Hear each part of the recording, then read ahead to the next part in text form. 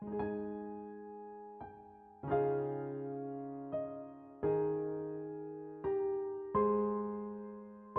pagi, saudaraku yang dikasihi Tuhan Yesus. Biarlah di pagi hari ini sebelum kita melakukan aktivitas kita mendengarkan firman Tuhan yang saya bacakan dari surat 1 Korintus pasal 1 ayat 3. Demikianlah dikatakan,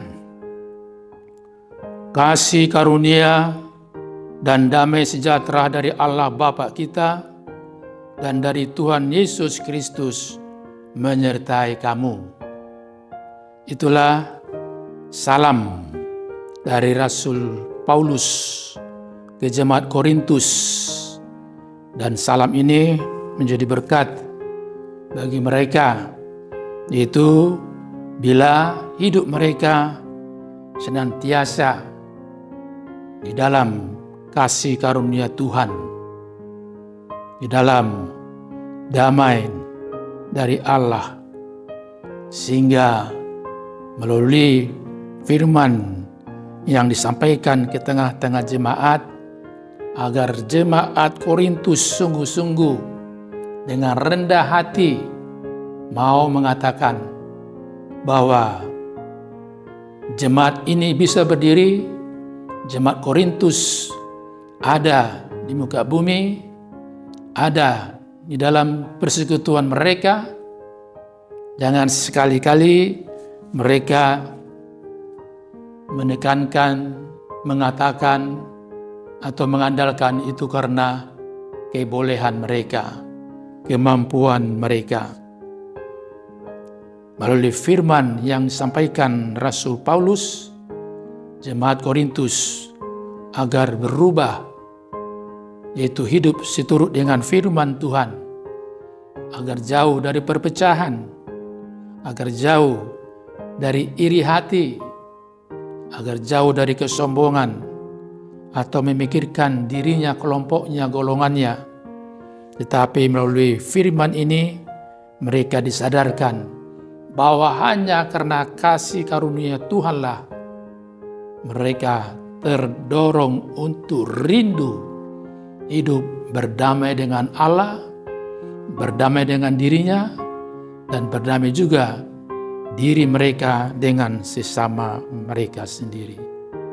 Di dalam Kristus Yesus, maka mereka diingatkan bahwa pesan Rasul Paulus ke tengah-tengah jemaat ini, supaya mereka terus-menerus hendak mau mengatakan kepada mereka, syukurilah kasih karunia Tuhan.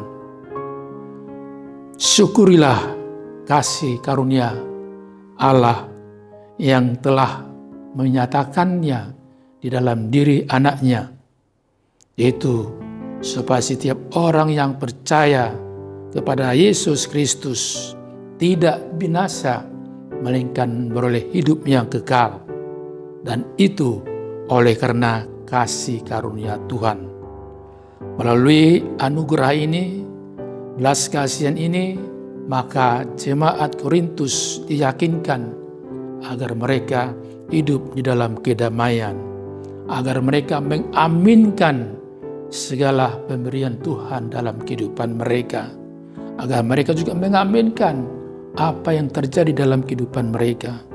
Melalui anugerah belas kasihan Tuhan ke tengah-tengah jemaat Korintus, mereka juga supaya terdorong hidup dalam sukacita, bahkan sukacita senantiasa, setiap hari. Kenapa? Karena Tuhan juga setiap hari, setiap saat menyertai umatnya, memberkati umatnya, peduli dengan umatnya.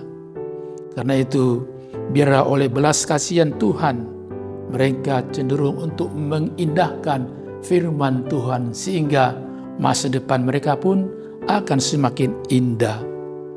Dan melalui belas kasihan Tuhan, mereka juga terdorong untuk terus-menerus hidup dalam pengharapan.